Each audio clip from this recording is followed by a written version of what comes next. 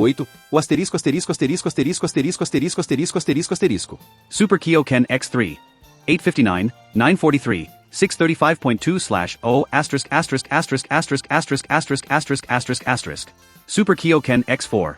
1, 146, 591, 513.6/0 asterisk asterisk asterisk asterisk asterisk asterisk asterisk asterisk asterisk. Feats. Scion Elite, a drastic loss, Inner Eye YEX, Enhanced Zenkai, Energy Suppression YEX, Energy Sense LVL3, Oxygen?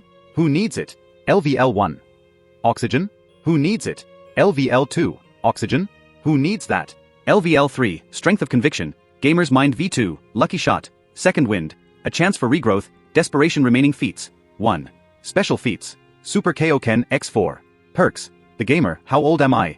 Bonus feats, X3. Special abilities. Zenkai, healing from less than 30% HP adds 0.1 to your energy modifier. Scion Prowess, every battle lends to your strength.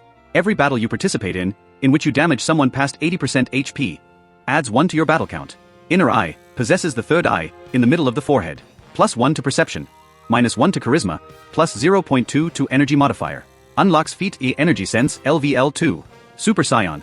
Adds +50 to your energy modifier while transformed. Spark of Divinity. I smile for a moment, as I feel my power level grow. I'm starting to become a real force to reckon with. As I float there, just enjoying the feeling of Earth, I think back over the past year. With my help, we've managed to get 18 Scions and half Scions to ascend. While each wasn't amazingly strong, together we were a force to be reckoned with. I can only imagine how things will change over the next few years. There is a sudden beeping in my ear, as my scouter activates, signaling a call. I reach up and tap it. You go for KLL, I answer. KLL, it's Kakarot. We need you to come back, ASAP. Kakarot says, directly into my ear. Whoa, what's happened? This sounds serious. I ask. There's been an attack. Prince Indivaya is dead.